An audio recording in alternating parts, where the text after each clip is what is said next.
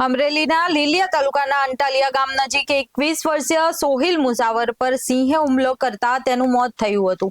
સોહિલ સાથે રહેલા યશરાજ સિંહના જણાવ્યા મુજબ બંને લીલિયાથી લુવારિયા જઈ રહ્યા હતા અને રસ્તો ભૂલી ગયા હતા। દરમિયાન સોહિલ બાથરૂમનું માટે નીચે ઉતરતા અચાનક સિંહે હુમલો કર્યો હતો। ઘટનાની જાણ થતાં વન વિભાગની ટીમ સ્થળ પર પહોંચી તપાસ શરૂ કરી હતી। ડીસીએફ ચિરાગ અમીને જણાવ્યું કે 9 થી 12 વર્ષના સિંહને રેસ્ક્યુ કરવામાં આવ્યો છે અને હુમલાના ચોક્કસ કારણોની ઊંડાણપૂર્વક તપાસ ચાલી રહી છે। તેમને લોકોને સિંહને પૂજવવા કે ઉશ્કેરવા જેવી કોઈ હરકત ન કરવા તેમજ આવી કોઈ માહિતી હોય તો તાત્કાલિક વન વિભાગને જાણ કરવાની અપીલ કરી છે। સમગ્ર ઘટનાની આજની વાત કરીએ તો અંટાળિયા રેવન્યુ વિસ્તાર જે લુવારિયા રિઝર્વ ફોરેસ્ટની બાજુનો વિસ્તાર છે, ત્યાં સાંજના 7:30 થી 8 વાગ્યાના સમય દરમિયાન આ વન્ય પ્રાણી માનવ વચ્ચેની ઘર્ષણની ઘટના બની છે। આ એક દુઃખદ ઘટનામાં એક મૃતક છે સોહિલ મુંજાવર, ઉંમર વર્ષ 21 અને અમરેલીના વતની છે।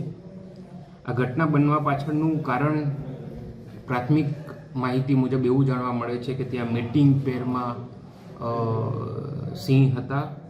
તે દરમિયાન કદાચ કોઈ ઉશ્કેરણી કે પજવણી થઈ કે કયા કારણોસર સિંહ દ્વારા આ હુમલો કરવામાં આવ્યો તેની ઊંડી તપાસ કરવામાં આવશે। એ કેવી પરિસ્થિતિઓ સર્જાઈ જ્યારે આ પ્રકારની ઘટના બની, અત્યારે હાલની પરિસ્થિતિ હું તમને જણાવું તો અત્યારે હાલ અમે એક વન્ય પ્રાણી સિંહ નર જેની ઉંમર 9 થી 12 વર્ષ છે એને રેસ્ક્યુ કરી લેવામાં આવેલ છે। તમારું નામ શું છે? યશરાજસિંહ। શું બનાવ બન્યો તો અહીંયા? બનાવમાં એવું હતું કે લીલિયાથી નીકળીને લુવારિયા જતા હતા, રસ્તો ભૂલા પડ્યા હતા। હા। એમાં જે તે ટાઈમે સોહિલભાઈએ મને એવું કીધું કે ભાઈ મારે પેશાબ કરવો છે। એ રીતે પેશાબ કરવા ગયા, ઈ અરસામાં લપાઈ ગયેલા નરે એની માટે હુમલો કરેલો છે। હા। અને સોહિલભાઈનું ડેથ થયેલું છે અત્યારે। તમે ત્યાં ગયા હતા, ત્યાં કોઈ જાણબાણ કરી હતી કોઈને? કઈ રસ્તામાં કઈ તમને દેખાણું હતું કોઈ વસ્તુ? નહીં, કોઈ જ વસ્તુ નહીં। અચાનક જ હુમલો કરેલો છે ને? અચાનક જ હુમલો। તમે શેના કામ માટે નીકળ્યા હતા અહીંથી? અમે ફોન પે કંપનીમાં જોબ કરીએ છીએ અને અમારું કામ સ્માર્ટ સ્પીકર દુકાને દેવાનું છે।